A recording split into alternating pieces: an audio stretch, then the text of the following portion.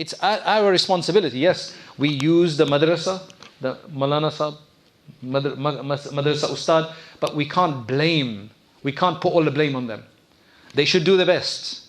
But we as parents have the responsibility. Ibn al-Qayyim rahimahullah says that if a child goes wrong, at some level the parent has to be to blame. Right? So we have to deal with it. This is our kasht. Right? This is our crop that we are told to be responsible for. That's why one of the principles I would say is that there should be nothing taboo that you can't discuss at home, and you have to create that opening. You have to ask the children, what did they discuss? Did they discuss this? Did they discuss that? Is that ever a discussion? Do you hear weird things from your friends? What do you think about this? We need to be abreast of this because all of this stuff is discussed.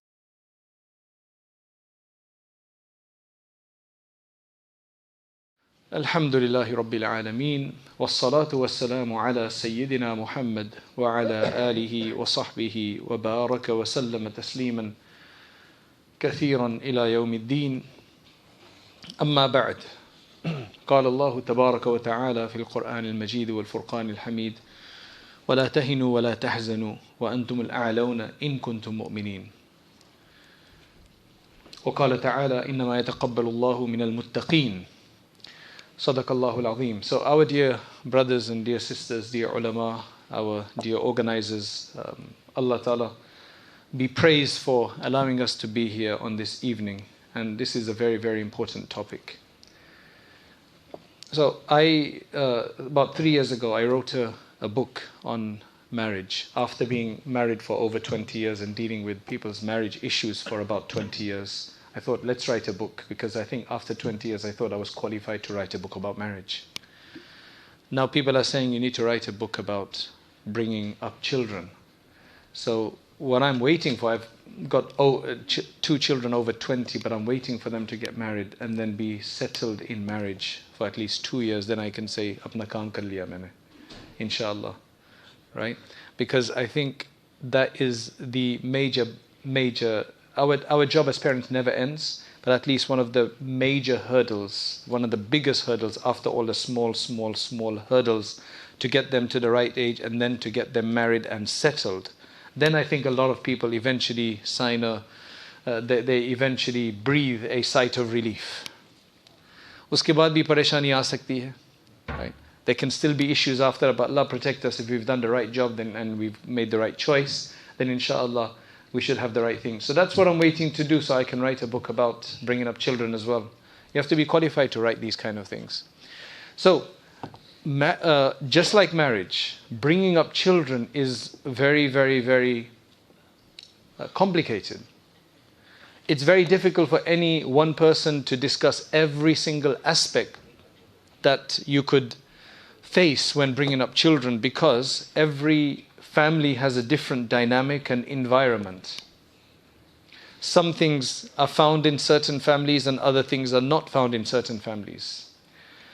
Some families have stable marital relationships and some don't have stable marital relationships.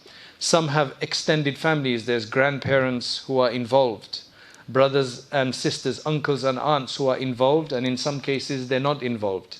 All of this creates a different challenge. Sometimes we have families that they have a very, very good system in their own house. But their children, they have relatives who have a different ethos in their house. They're our own brothers or sisters' children, our own cousins, but they have a slightly different culture in their homes. They might be more strict, they might be more liberal.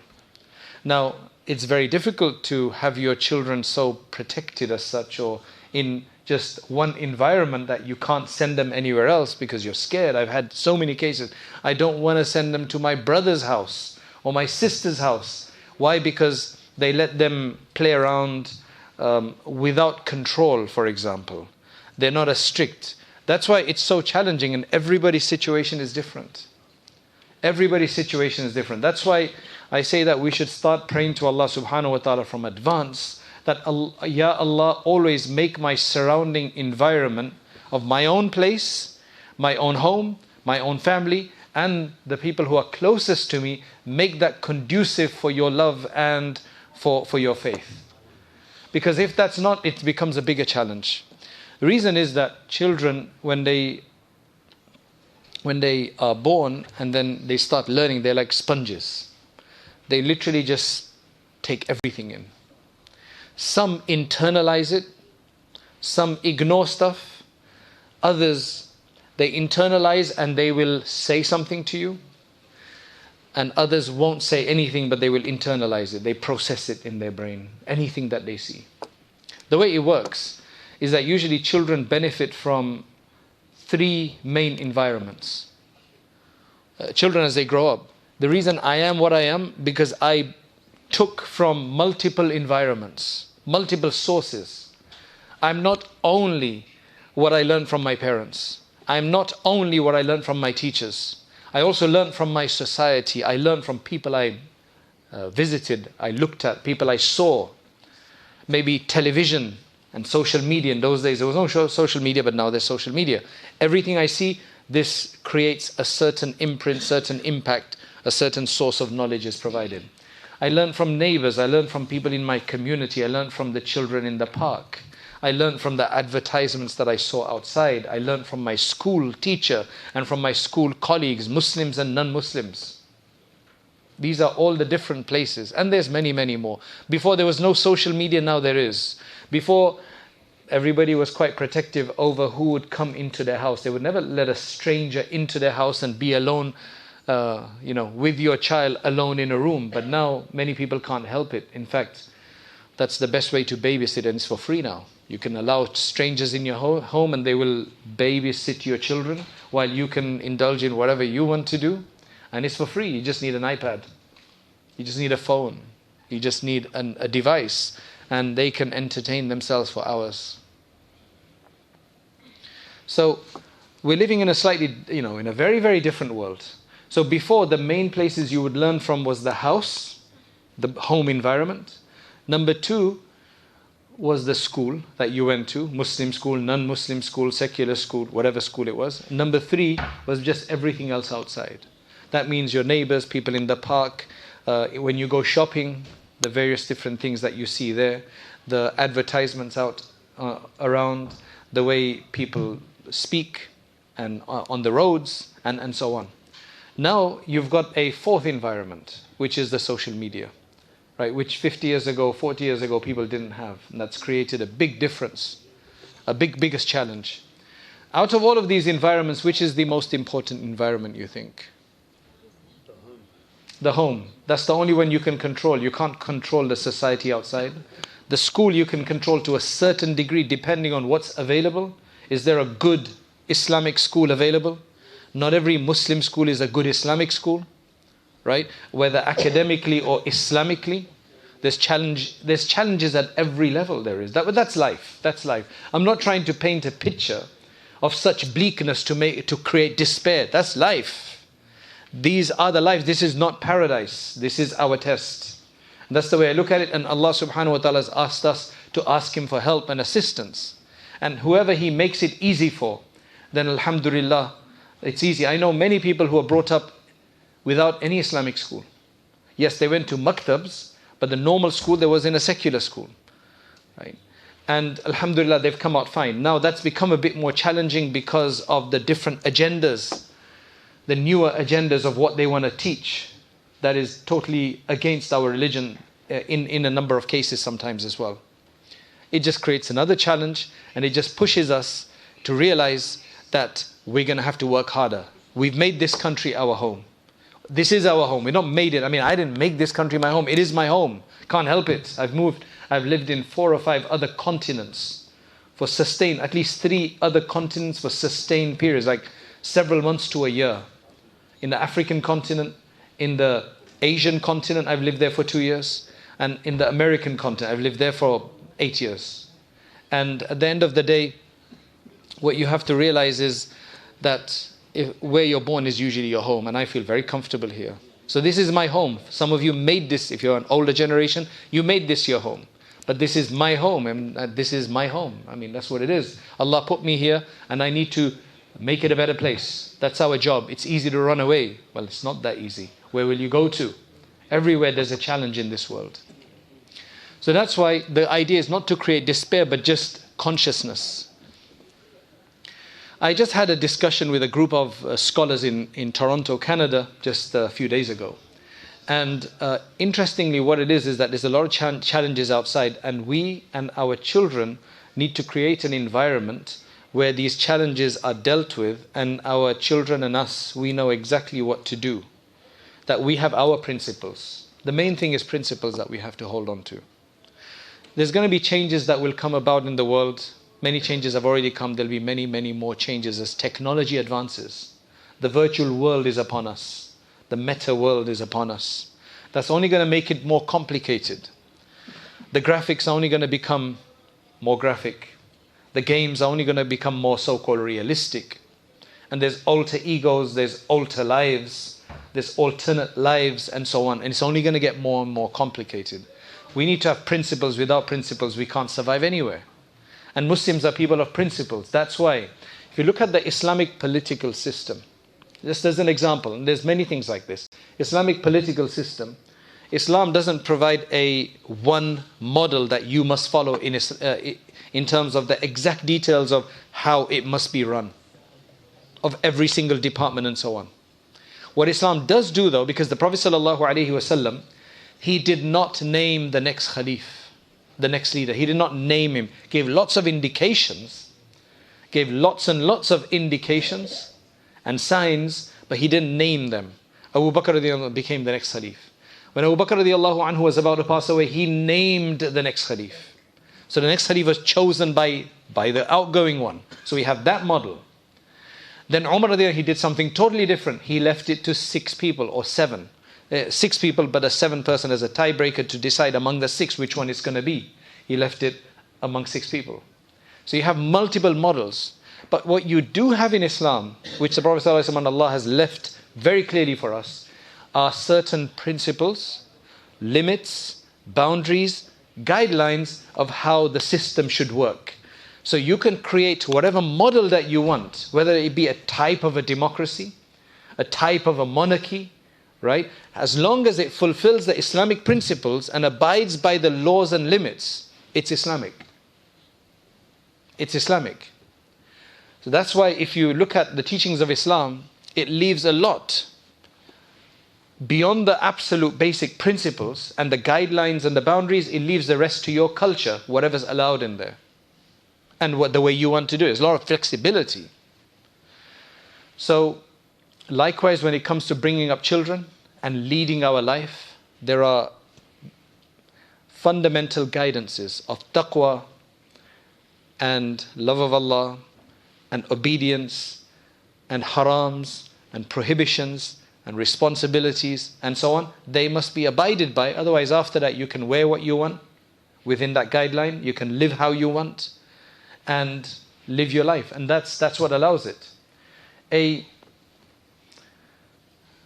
Pathan home from one place in Pakistan is very different from a home from Punjab background. That's very different from Sindhi. There are similarities. A lot of people think all Pakistanis are the same. That's not true. All Indians are the same. Absolutely not true. Multiple cuisines, multiple languages, multiple ways of doing things. Personality difference. The people in northern India, subcontinent, are very different from the people of the southern subcontinent. They're actually ethnically different. At the top, you've got the Aryans. And the south, you have the Dravidians. Their nature is different. Some are calmer than our northerners, definitely Gujarat and up. That includes much of Bangladesh and all of Pakistan. We're generally louder. You go down south towards Kerala and Bangalore and so on. They're a bit calmer usually. Right? You get the good and bad in everybody depending on how they. But there's a lot of difference. A lot of people from outside they say, all Pakistanis are the same. All Indian, they're not the same. We've got a lot of difference. Alhamdulillah, nothing wrong with that. But what I'm trying to say is that this is a challenge. So I'm going to mention a few things regarding children upbringing. And what I want you to do, both the sisters as well and the brothers, is that any questions that come into your mind, just remember it. And then when I open it up for questions, because I'm trying to learn more. I can't cover everything in a short half an hour, 45-minute talk. I'd like to hear your question so I can then try to answer it. And if I don't know the answer, I'll say so. So that's what I want to do. So number one, La ilaha illallah. I want to start off with two stories, just to set the scene. Two stories, okay, brothers, little kids? I'm going to tell you two stories. Okay. First story. There's a child, he just started high school, secondary school. How old do you have to be to start secondary school? About 12 years old, right? I don't understand the year system. He's in year 8 or year 4 or 5. I don't get that. I just know the ages, right? It's about 11 and a half to 12, right? That's when you start. So he was about 11 and a half, 12. Started going to secondary school. Now his mum had told him that you have to pray dhuhr, salat, because it happens in school time. By the time you come home, it's going to be finished because it's winter time, right? So that's why you better pray at school. And she gave him certain ideas. The child one day comes home from school and she says to this child, this kid, did you pray at school? So he said, no, I didn't. Should you be happy or sad? Should be sad, mashallah. Who says they should be happy instead? You say it should be happy, right? This guy's looking at you in amazement, like, what's wrong with you? Like, why are you happy for? Look at this guy, he's just like totally like, what's wrong? No, it's all right. No, you're happy as well. Yeah? When I heard the story, I felt the same. I was actually happy. I was actually very happy. He didn't say like, I didn't pray, I don't care, I don't want to pray. He said, no man, I didn't get to pray. I was very, very happy. Why? Because he told the truth. He didn't have to tell the truth. Why did he tell the truth? Why didn't he just make it up? Oh, I prayed. She's not going to go and check. She can't go and maybe even ask the school because I don't know what they'd say, that you're extremist you are or whatever. You understand?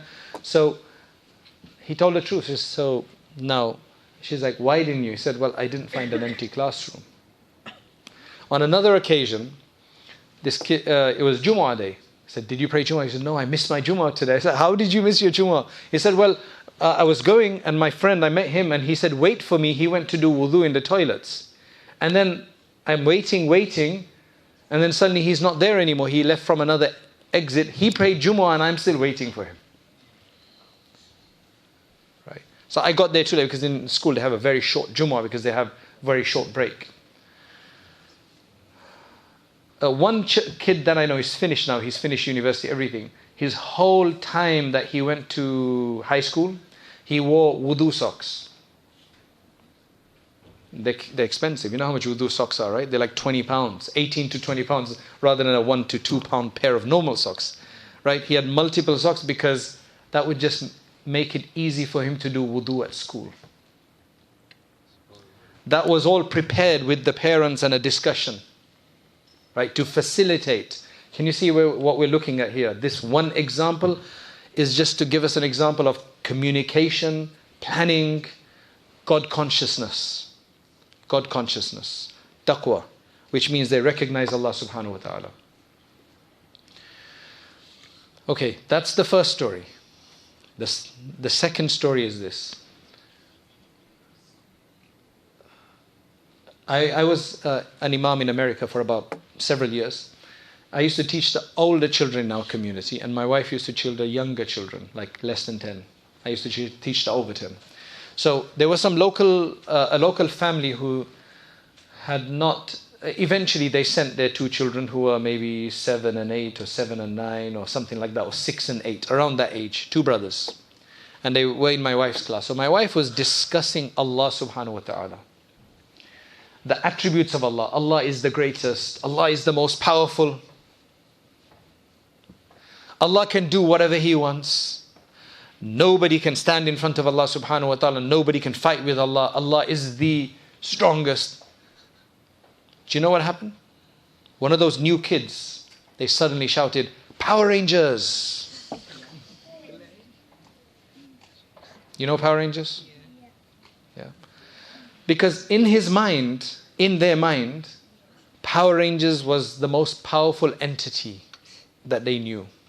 From is it a cartoon or something? Yeah. And you know, so they'd been watching that. So For them, in their mind, the most powerful entity was Power Rangers. So when they heard the description, they just immediately connected to Power Rangers. Would you do that? Would you think of Power Rangers if somebody talked about the greatest and so on? Okay, now let me give you another example. How old were these children? 7 or 8, right? There's another kid who's 4 years old, I think. I think he was about 4 or 5 maximum. He went with his family for the first time to the beach. This was in California. It's a halal beach, right? And you just suddenly see this immense ocean in front of them. This immense, massive ocean, Pacific Ocean. You know, when you go and you just see that huge expanse of water.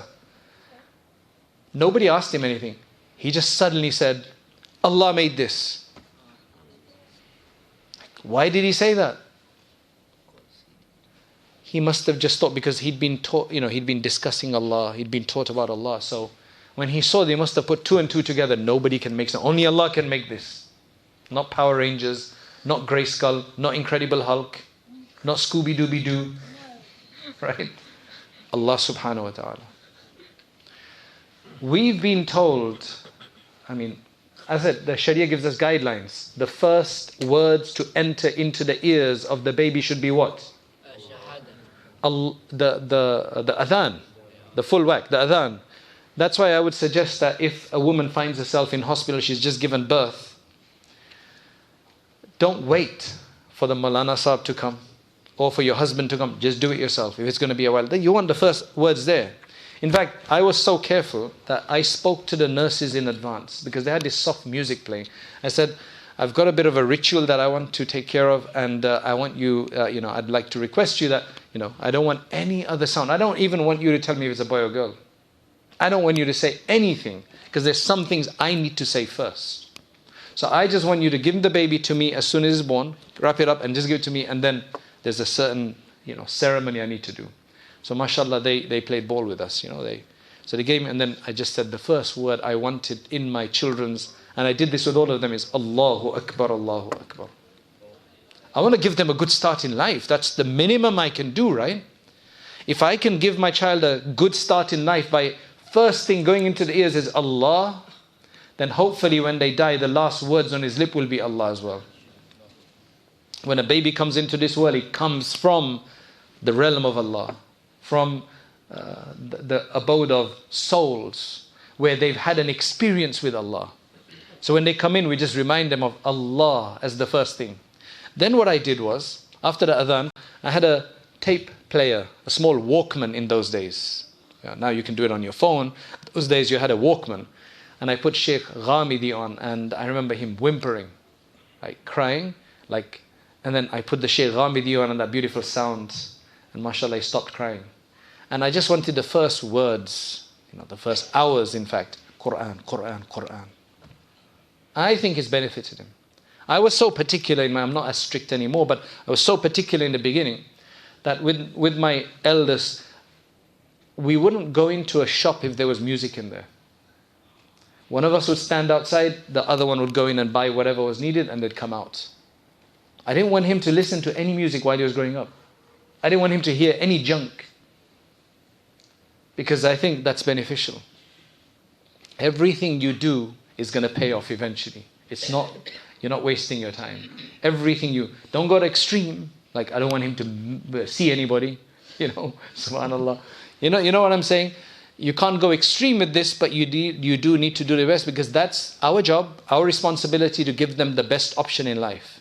That's why, subhanallah, because the mother is the first place of education for any child, more than the father. The father is as well, but usually the father is going out earning money and trying to bring food on the table and so on. Right? Hopefully that's what he's doing, right?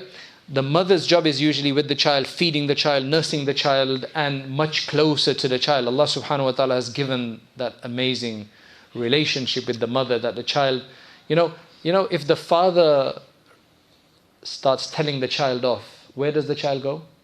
Runs away, right? And if the mother starts telling the child off, where does the child go, the infant? If it is a little 2-year-old kid, right, and the mother shouts at the child, where does that child go? Well, for you, mashallah. Usually goes back to the mother. He like hugs the mother even further. Man, her mother's shouting at him and he goes back to the mother. Subhanallah. And if the father shouts, then they go to the mother. Sometimes it's the opposite. Sometimes. But most of the time it's like this. Right? So now, do you know a friend of mine, he said, and it's a really interesting set, he said that a righteous mother can give a 15 to 20 year head start to their child on the path of Allah compared to a non-righteous woman. That if the child can have a righteous mother, then they're already set up on the path of Allah. Because the child is going to be under the parents, at least for the first 15 years minimum. And the mother is constantly guiding from the time she's nursing him and feeding him and changing him and putting him to bed and all the rest of it. They're already setting them on the right path.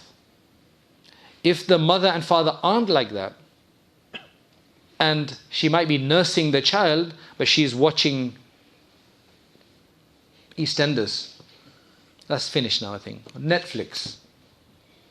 She's catching up on Lollywood drama. Right. Lollywood is the Pakistani version of Hollywood. Right. And this Bollywood is the Indian version. So she's watching drama, bada acha drama hai. Right. In which there's all sorts of stuff going on. You can see what I'm saying. I'm not giving any fatwa here, I'm just telling you to think about these things. There's a big difference between the, There's one, whenever she's feeding, she's saying Bismillah and she starts. And when she's feeding, she's reading Quran or she's doing some dhikr. Or, there's going to be a big difference between that and somebody who's gossiping with their friends about all sorts of things. Just points to think about. Because we're setting them on the path. This doesn't mean that a father can go and do whatever he wants. He needs to contribute in a positive way to all of this. Both need to do it. Children learn from both, and both are important for children. Both are very important for children. You can't have a lopsided relationship.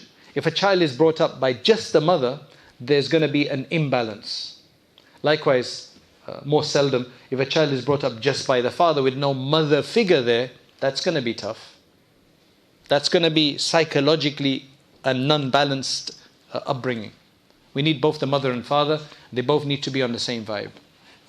Unfortunately, what's happening is many of us are being caught up in the whole liberal attitude of the West, right?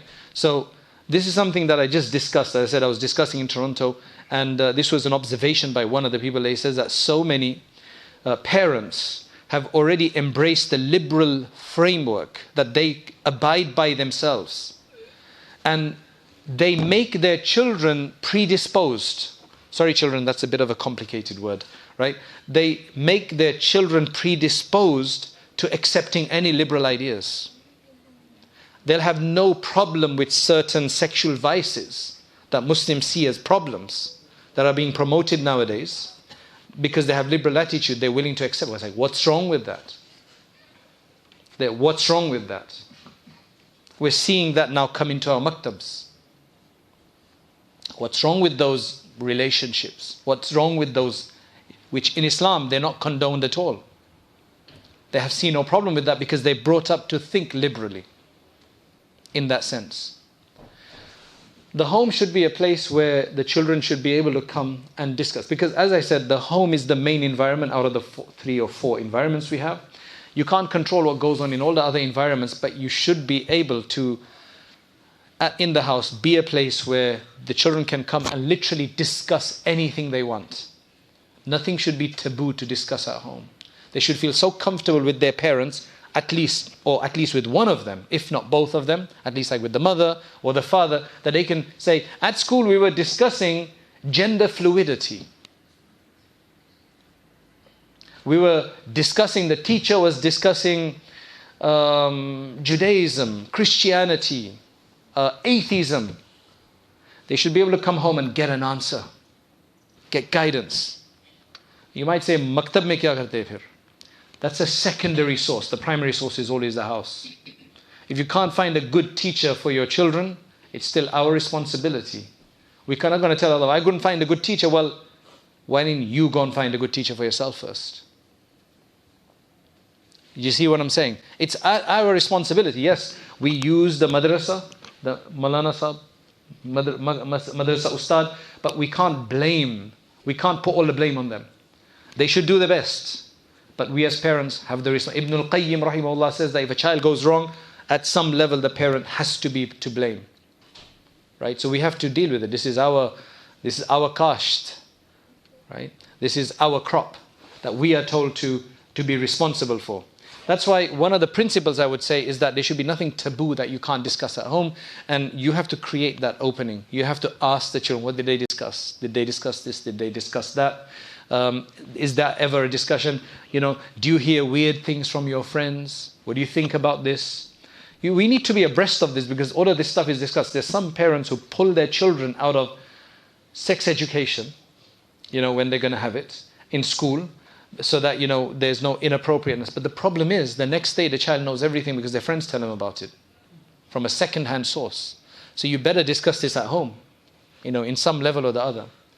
We can't have it where if you've got brothers and sisters and the sister is not praying or the mother is not praying because she's on her monthly period, right? That you keep telling the children every month that, oh, your mum is sick, that's why she's not praying. Menstruation is health, it's not sickness. It's healthy to have menstruation. What do you say then? You don't have to advertise it. Because remember, if everybody's sitting down, right, and then suddenly it's namaz time, it's prayer time, and the boys go to pray, the father goes to pray, but the mother's not praying, they're thinking like, yeah, namaz nahi pad rahi, what's wrong with her? Why isn't she praying? Mum, you didn't pray. Children are very smart about these things. Why didn't she pray? Well, a simple thing is that, women, girls, after they reach a certain age, Allah lets them off for like 5, 7, 8, 9 days.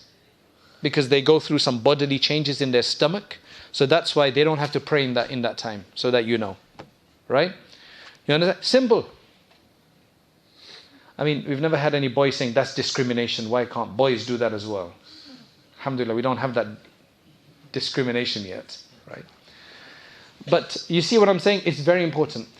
We need our homes to be such that the children feel comfortable to be in the house rather than anywhere else. Yes, they don't mind being in other places, but if our children hate being in the house, they'd rather be with their friends somewhere, there's a problem. Or if they like to be in the house, but not with everybody else, they like to be in their room on a gadget, door closed, that's another problem. Again, I'm giving guidelines. That means there's something going on. We're not making it exciting. We're not making it where they feel. There's a study that they did. These children in the park, 13, 14-year-olds, right? And one of them comes up with a can of spray, and then he says to one of them, right? How old are you? 10. You're 10. Imagine a kid gives you a can of spray and says, do some graffiti on this building. Would you do it? No. Do you know what graffiti is? Yeah. He gave it to you, and they're all saying that you better do it. Don't be scared. Don't be a chicken. Would you then do it? No. What would you do? You would put it down, but then they're all like on your case. There's so much pressure on you that if you don't do it, you can't be with us. Right? To be with us, you have to be cool. You have to be like this. You better do it. Otherwise, you're a chicken. You can't be with us. Then what would you do? Okay. Would you just stand there then and just listen to it? See, this is important. What do you think? You're older than him. How old are you? 14. A perfect age. What would you do? Like, just be honest. You're not doing it. I'm just wondering what you would do if you're in that case. Because we have to teach everybody, what would you do? I'll give it back. You'd give it back and then what? Just stand there or what? You see, the only way you can save yourself is go. Because if you stood there, they'll just keep on your case. So what they notice is many of them actually did it. Because it's what you call this is peer pressure. What you call is, you don't want to do something, it's against what you've been taught and what you believe in, but because everybody's pressuring you, you feel like, I want to fit in, that's why I do it. You feel like you want to fit in, you want to be their friends because they're cool. You think they're cool, right? And you want to be cool. Maybe they've got a gang. Do you understand what I'm saying? That's why you'll end up doing it. They said that the people who were successful are those who walked away. Why did they walk away? Because they knew that they didn't need these people. So what if they were not going to be their friends anymore? They had a house to go to that they knew was welcoming and warm and friendly. But if you don't have that, they want to belong somewhere else. But if they have that belonging at home, then regardless of what, inshallah, they will think, I don't need this. I've got a decent home to go back to. I've got somewhere to go to. And of course, they might have good friends to go to. This is big peer pressure. So the successful ones, what's your name?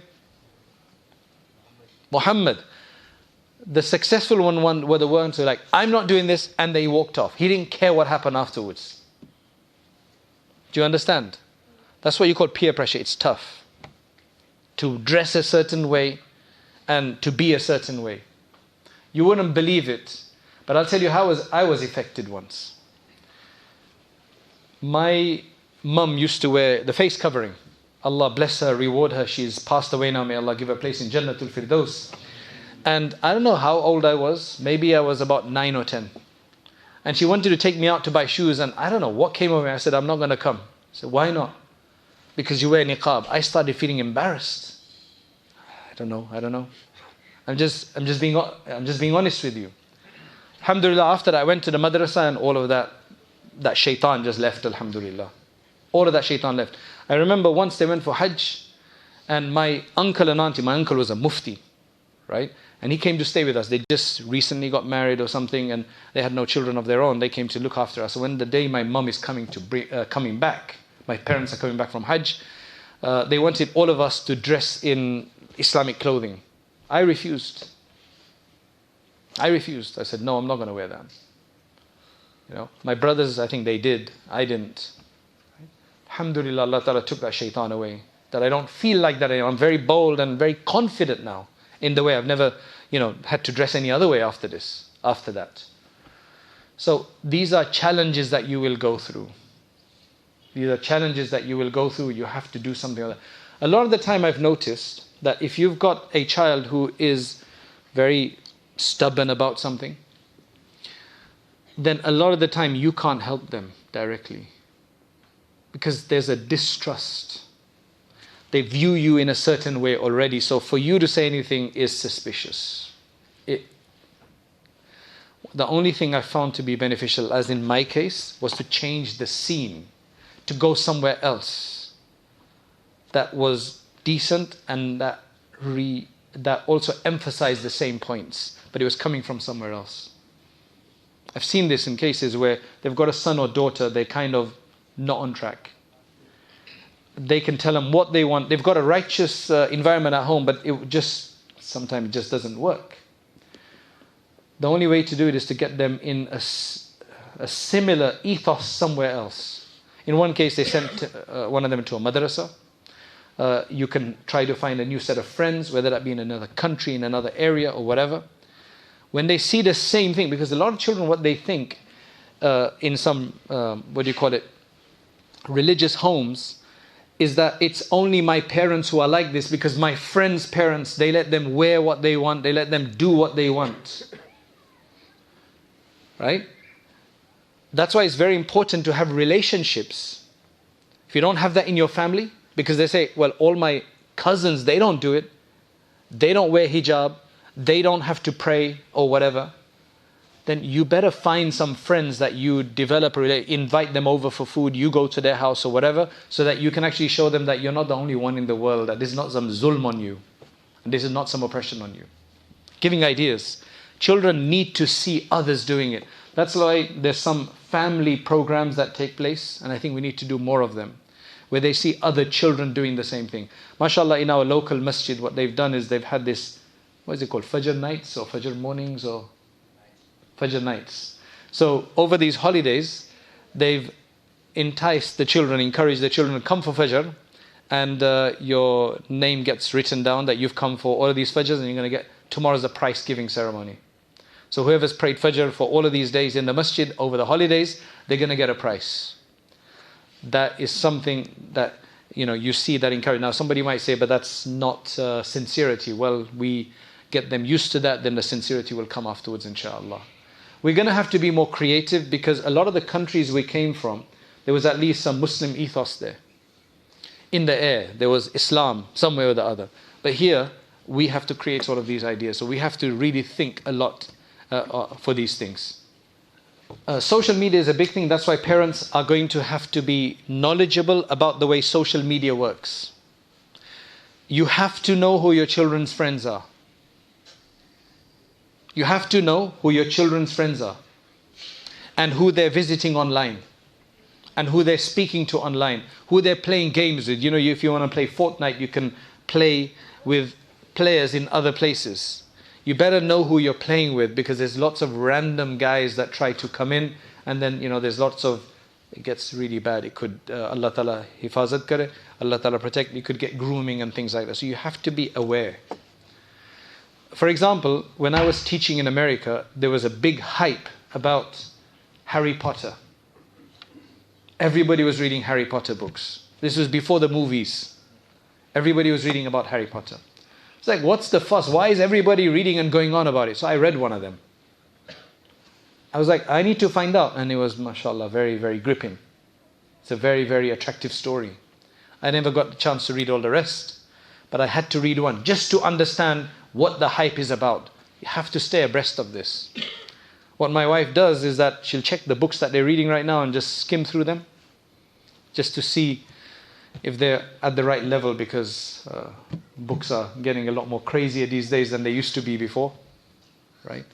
So you have to just stay abreast with all of these things and just do your best. If you don't do your best, then when they grow up, initially it's easy, but when they become teenagers, the relationships, you have to constantly adjust your relationship. You can't use the same strategies when they're less than 12, 13 for after 12, 13. You have to adjust. Parents have to be flexible. So this is, again, I'm just giving some principles here. You have to be very flexible. And number 3, right? You can't win all the battles. You can't win all the battles. You do your best. You pick the main battles. Otherwise, you'll just destroy the whole thing. I would say that the relationship between a teenager and their parents, in some cases, is like a relationship where they're both tied by a thread. And it's a tug of war with a thread like a hair strand. If you pull too much, you're going to break it. But you can't let go too much either. So it's constantly back and forth, back and forth. Right? You have to be clever about the things that you do. And ask for guidance. Ask others who've done this. I don't think there's enough practical books about this. There's lots of books about bringing up children with just the hadith and the Quran giving you the general guidances, but we need more examples. Just a few other things. I think one of the things that benefited me to choose the path of becoming a hafiz and alim and so on is, well, one could be because both my grandfathers were hafiz of the Quran, my father was a alim, my uncle was a mufti, and my other uncle is a hafiz, and he just ran in the family. Right? He just ran. That's easy. That might not be your case, but it can become your case for your children and their grandchildren. You can set that up. One person I know, all of her cousins, brothers, they're all hafiz of the Quran, like 10, 15 of them. They're all hafiz of the Quran now. None of her uncles are though. It just became that next generation. However, the main thing I think that got me into this deen and always made me love this deen, and may Allah continue that, of course, is the grace of Allah and somebody's du'as, but I think it was because in my home, the religion was glorified. The faith was respected and honored. When there was somebody who had become hafiz of the Quran or a big scholar was coming, they were spoken about with respect. Like, look at that guy, he's just become hafiz of the Quran, mashallah. That gives some encouragement. Right? Rather than saying like, I don't know why he did his, I mean, there's some extreme people, it's like, they wasted his talent, he should have become a doctor, sahab. Man, why can't you do hifz and doctor? Like, you can have that, right? But unfortunately, some cultures we come from, there's a dichotomy between ilm and education, as though they can't meet. You either do this or you do that. And mashallah, the modern world, you can do both. I can give you so many examples. I know so many people with masters and PhD degrees and they've also become alim. Want the best for your children. So glorify the deen in your home. Okay, and I could say a lot more, but what I'll do is, because I want to leave you questions, is develop consciousness of Allah subhanahu wa ta'ala in the house. Allah ki baatein khoob karo in the house. What do you mean by that? You know, you're going to have new clothes, you're going to have delicious dishes and food that's going to happen, right? There's going to be other things that will come about. Every time that happens, you start thanking Allah aloud. One is you tell him, dua paro. The other one is, we've had a good meal, man. I'm so thankful to Allah that He gives us this. Now when somebody hears somebody constantly thanking Allah for the goods that they have, doesn't the respect of Allah grow? You acknowledge that it comes from Allah. You have, for example, there's somebody who gave us some herbal teas. You know those pakka teas? They're really nice, they are. He gave us, and my son never drinks tea, and then suddenly he just starts drinking. He tasted that cinnamon. There's a cinnamon one in there. I don't know, he got hooked on it. Every day he's having pakka cinnamon tea. So this is what I told him. I said that, you know the brother who gave us this, you need to make dua for him every time you have this tea. And of course you need to thank Allah, but you need to also make dua for the brother. You have to teach them gratitude. Okay, let me give you an example. What's your name, Mr. Black with orange zip? Imad. Imad means the pillar. Right? Imam means reliance and the pillar. Right? So you need to be strong. Now tell me, do you have a guy in your class who bothers you, bothers you a lot? Nobody. Do you bother everybody? Okay. Who's got a friend in class who's a bit bothersome? You got one? Yeah. Okay, so how are you going to deal with that guy? Try to stay away. Right, shall I tell you even a better way? Make dua for him that, oh Allah, sort this guy out. Don't make him bothersome. Because otherwise he's going to be in your class for the next 2, 3, 4, 5 years, and you're constantly going to have to be on your tiptoes with him. Make dua. Oh Allah, sort this guy out. Oh Allah, sort us out. Make us have a good relationship. Have you ever thought about doing that? Now you do that. And inshallah, Allah will accept your du'as. It might take a few days or a few weeks, but you're going to get rewarded for your dua. And inshallah, if that works, it's great. Likewise, if you have some bad neighbor or whatever, and you can keep swearing at them in front of your children and tell them all bad things and do ghibah, but do some dua for them. We're going to have to change the way we do things so that our children pick this up. Otherwise, they can't learn this anywhere else. They have to pick it up from us. Unless they're very lucky and they find some really inspirational friend or teacher or something. We need to provide them this thing. Raising the name of Allah in the house. One thing which is really, really important that I found that has benefited us immensely is reading to the children when they're young. From stories of prophets and others. What that does is that it creates a love for books. Because they see the mother or the father reading from a book. And it's a really interesting story before they go to sleep. All right? They got time to think about it. And it's associated to a book. So that when they grow up, until you give them a phone, then satyanas ho jata hai, sab har cheez ka. Then you basically mess everything up. But until then, they love reading books. That's what I experience. And plus those stories at bedtime, young, the stories of the prophets and the Sahaba, they are immensely powerful in conveying to them the right kind of manners and conduct and behavior and personalities and role models.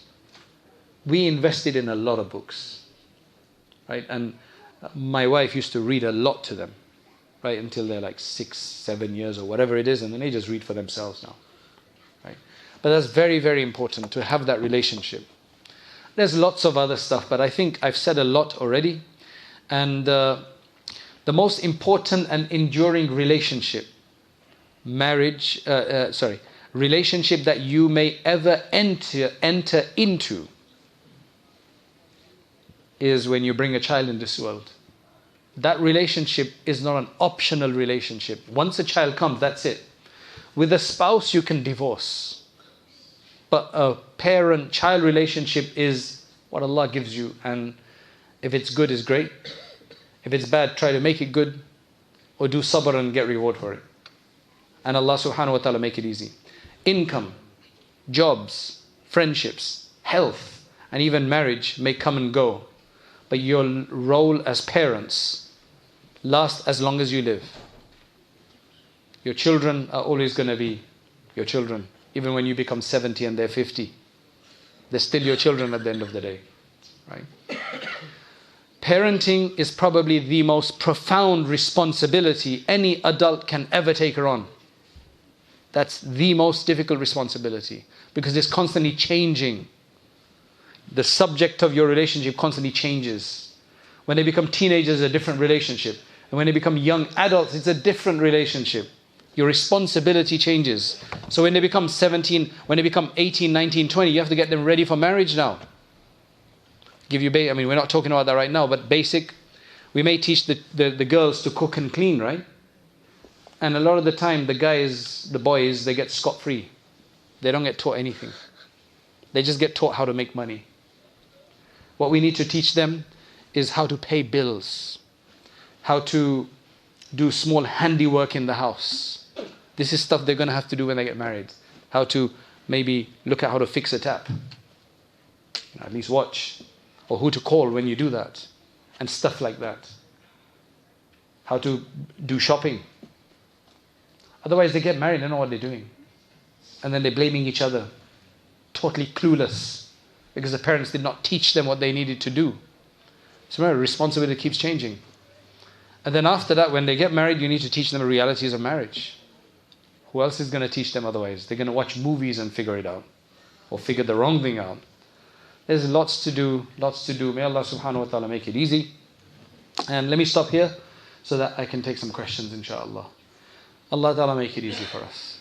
Okay, Bismillah. Shaykh, what advice would you give to those working parents that don't have as much time and energy to spend on children as stay-at-home parents? I would say that, really honestly, look at your income, look at your lifestyle and your needs, readjust it so that you don't both have to work crazy hours like you do. Let the mother stay at home and look after the children. They need you that's your biggest responsibility.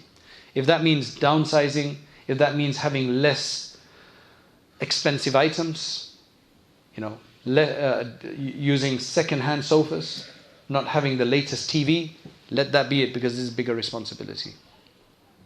Right? That's generally what it is. That's generally what the issue is. Right? Manage your finances and do that. Start with a part-time job. Come down from a full-time to a part-time. You'll have time otherwise. I see that, we teach an iftar course, a mufti course for women as well. And we've seen that the most successful women to complete the course are those who are not married at all yet. They've got no responsibilities and it's a full-time job, it's a full-time work. Or those who have children but now they're over 10 years of age, they're in routine, they're at school. So they've got them in school, so they're only studying with us while the children are at school. Because when your child is at home, you need to be there. So give up your job while your children, until they're 12, 13, then maybe you can get a job. If you don't do that, you're going to be in trouble. Alhamdulillah, that's an honest question. So the world is not everything. The dunya, yes, you need a certain amount, but you just don't need to waste your time with that. And what advice would you give to parents where one parent is teaching Islamic rules? How do you treat your children equally? Children only for them to be overridden by the other parent. How would you deal with this? That is very complicated. That's why I didn't want to talk about marriage, but when you need to have the right partner, because this is a future relationship for the rest of your life, marriage. You need to be on the same wavelength. Otherwise, it's going to be each partner undermining the other. The children are going to then get confused. They're going to become unstable in that regard. Or, worse still, they'll start using one parent over the other. And that just gets worse and worse. You really need to get counseling sooner than later in your own relationship. Sometimes the problem is that a guy finds a wife or a wife finds a husband and they're both very, you can say, not very religious. So that's what they looked for. I want the best model in town. And then they get married and then one of them becomes religious. And then they want the other to become religious as fast. And it doesn't work that way always. So you have to strategize for the best possible ability, best possible way for the both parents to come on the same platform and agree on certain things. Have a negotiation. Get somebody to counsel you. Sort that relationship out. Otherwise, it's going to give lots of problems to your children. Allah make it easy. I'm giving short answers, right? Number 3, how do we explain to your spouse that Islamic values should take precedence over culture? I think the same thing that I said above. Same thing that I said. They should be listening to this talk, for example. They should maybe listen, because you telling them, and if they're sick of you telling them, have somebody else tell them. But you better do something about it. What advice would you give to parents of teenage girls that face peer pressure to use phones and social media apps, as most children are talking about what happens on this app? And those parents whose children spend a lot of time on their phone using social media apps, how can we restrict them, and what is a good explanation to them? You have to start this from beforehand so that they know that when they get social media, it's not the harms. What I've done before is there's YouTube videos and written research on the harms of social media, the addictions of it, withdrawal symptoms. So if they don't want to listen to you, I say, look, read this. Watch this video of how these video games work. I remember there was an interview with the guys who were creating the sound effects of a famous video game. I forget which one. It was Fortnite or something else. The next one was going to come out. They had an interview. And they were showing how they go through so much testing and studies with the human mind to see how the exact sound effect and music will keep you on the balls of your feet. I mean, keep you active, not make you bored, not make you weary and tired, and keep you active, to keep you into it. There's a lot of psychology that goes into it. A lot of money is spent on doing that. It's not just random music or sound effects. It's to give you that adrenaline, that dopamine. So I think if your children are, they should understand that.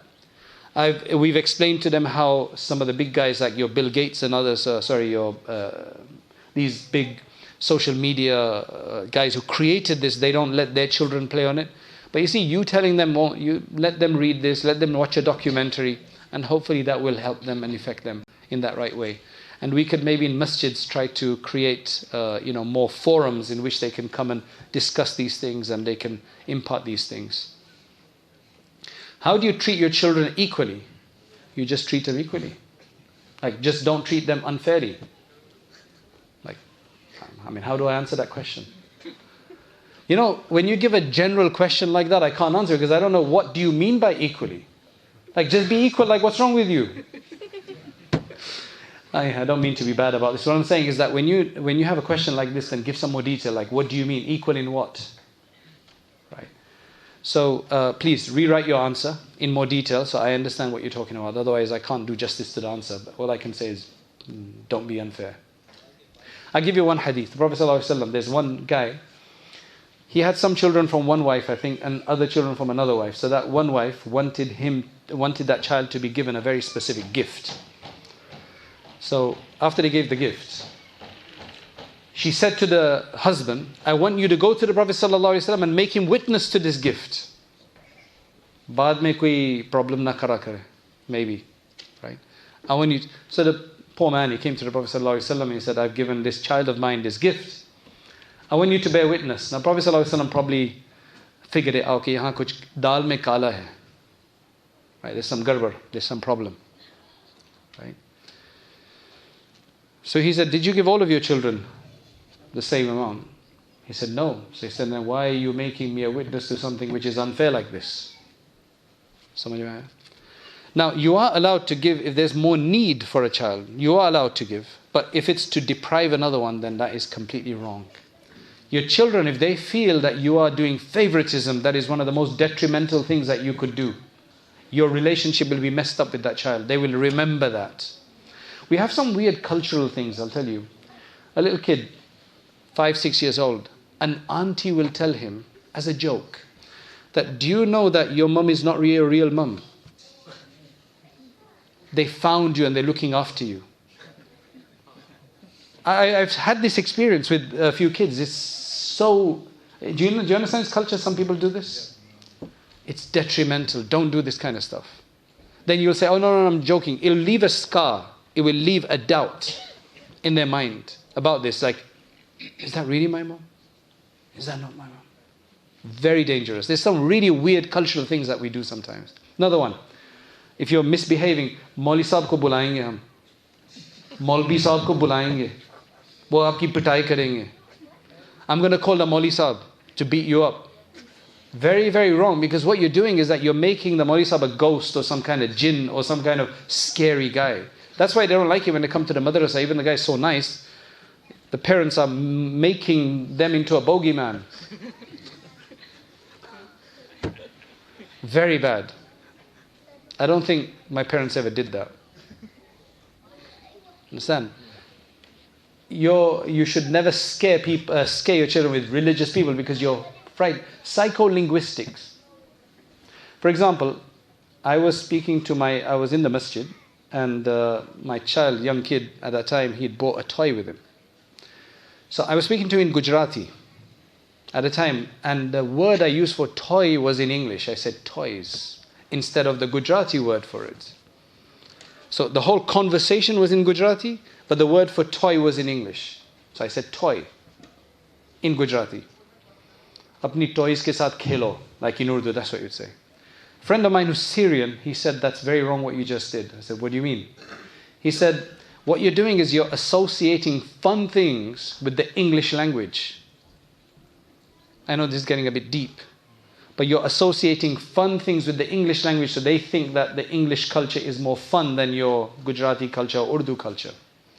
So don't associate wrong things with wrong things. Another thing that I'd like to mention is that, we use baby words for certain objects and certain things when you're like, dudu pilo. Would you say that to another adult? Thora dudu pina hai aapko? Do you understand? But you'd say that to children, like dudu pilo. And you'd say, do you know some other words like that? Is there any other baby words that? Dudu, and what else is there?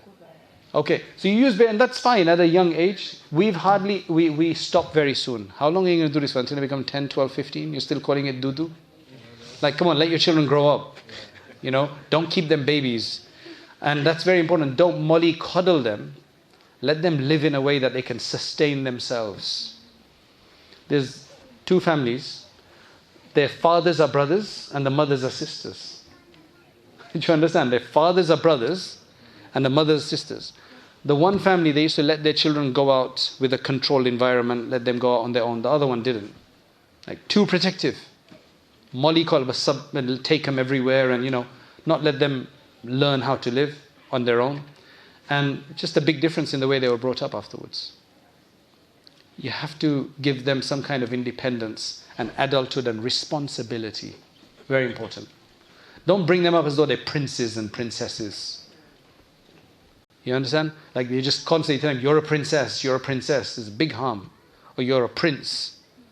Because they might start actually thinking they are. But they've got no kingdom. They've got no throne to look for. Then they're going to have a rude awakening. Do you understand? Okay, how do you treat your children? Okay, dealing with teenage girls, attitude, rudeness, it's tough. Because there's so much social pressure and they learn it from others.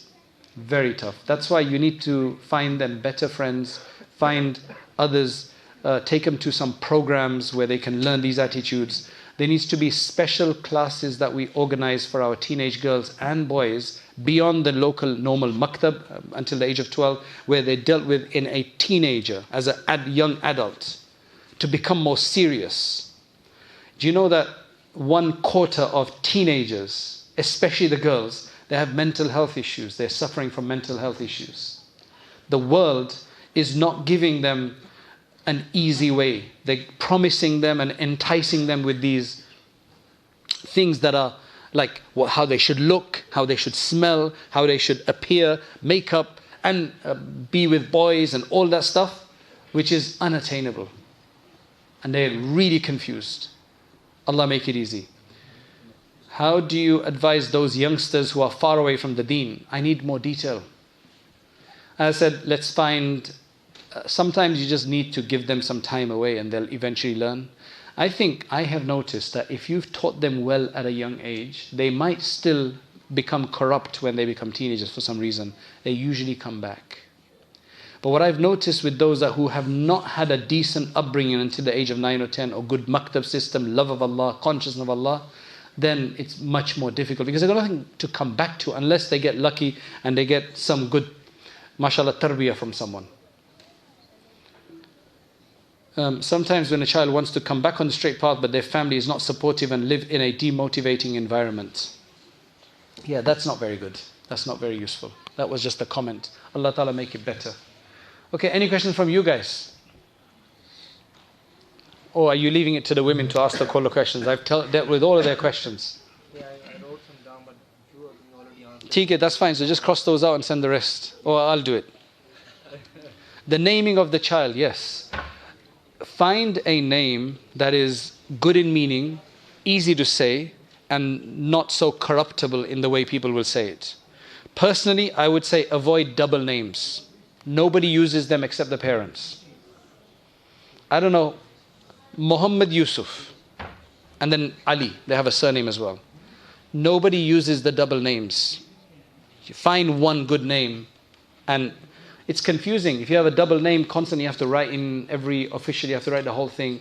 Some people call you the first name, some will call you the middle name, or the second name, or whatever. It's confusing. Find names with good meanings, right? And don't try to find an exotic name so that so you're trying to set them up to be the next YouTube star. A branding name. You know. Subhanallah, I'll give you an example. The other day I got a call from a sister. She said that I'm having a child or whatever. I have a question about a name. I said, what's the name? She said, Isaiah. And it really ticked me off. Because I've had questions about somebody saying that can we call her Hannah instead of Hannah? Because they want to kind of keep it close but anglicized so they can kind of fit in. But this one was really taking the mick. Isaiah instead of Ishya'a, which is the original Arabic. I'm like, where'd you get that name from? I found it somewhere. Why do you want to keep it? Oh, to make it easy for non-Muslims to say the name. I said, you're trying to make it easy for non-Muslims to say the name, but how do you think your own Indian Pakistanis are going to say that name? How would you say it? Isaiah, yeah, Ziaul Haq. Do you understand? I said, what are you trying to do? I said, you know, the problem with that name will be that when I hear that name, it just reminds me of the book of Isaiah, the biblical work. It's a biblical name. I hardly even see non-Muslims with that, Christians with that name. Very few. Why would you choose that name? There's an identity issue. You want your child to be constantly asked, are you Muslim? Because your name is Isaiah. Your name is Aaron instead of Harun. Okay, he's a convert. That's understandable. The guy is not a convert. You've given him Aaron instead of Harun. Like, why would you do that? Are you trying to be of another tribe? Are you trying to be of another culture? So, yes, I understand. I mean, if you want unique names, I've got quite a few for you that were names of maybe Sahaba or Tabi'een or something like that. But don't just look online, and people look online, they find the weirdest names, right? And they don't make any sense in Arabic or Persian or whatever. You can find a good name, that's fine, but just be very careful. The Prophet ﷺ used to change weird names to good names because names have an effect, because you're constantly going to be called that name. And I think there's a subliminal effect of that. Well, that's a different issue where Aslam likes to call himself Sam, and Muhammad suddenly becomes some Mo guy, right? And I don't know. I mean, I don't like that. If you're trying to hide your identity, how far are you going to hide it? And what's the purpose of hiding it? We've seen the hypocrisy of the way they dealt with the Qatar World Cup. I hope that even many liberal people who didn't believe that there's any conspiracy or that there's sincerity, they would learn from the World Cup how much hypocrisy there is. Why did the BBC not show the opening ceremony of the World Cup? Why don't they show the players when they bow down, for example? Why are they critical? There was nothing good, even though majority of people are saying it's the best World Cup. You can see the hypocrisy. Nobody's going to be happy with you. And if somebody is, he'll be happy until your death. Then what are you going to do in the hereafter? Do something so that you're happy in this world and the hereafter. Jisab, next question. Yeah. Right. If you, for over 16s, if you can't travel and you can't find locally, then we have set up something for them called Rayyan Institute. Rayyan courses. Right? And what that does is it's got 30, 40 courses, short courses that they can take in their own homes, at their own leisure, in their own time. There's like a certification process as well. There's one called the Islamic Essentials program. Because one is we do maktab. But now we want to learn the same things from an adult perspective when we're adults. So Rayyan courses, Islamic Essentials certificate, and then they've got others. You can take that, and that's what I would suggest. The point of a lecture is to encourage people to act, to get further, an inspiration, an encouragement, persuasion. The next step is to actually start learning seriously, to read books, to take on a subject of Islam and to understand all the subjects of Islam, at least at their basic level, so that we can become more aware of what our deen wants from us. And that's why we started Rayyan courses, so that you can actually take organized lectures on demand whenever you have free time, especially, for example, the Islamic Essentials course that we have on there, the Islamic Essentials certificate, which you take 20 short modules, and at the end of that, inshallah, you will have gotten the basics of most of the most important topics in Islam, and you'll feel a lot more confident. You don't have to leave lectures behind. You can continue to leave, to listen to lectures, but you need to have this more sustained study as well. Jazakallah khairan. Assalamu alaikum wa rahmatullahi wa barakatuh.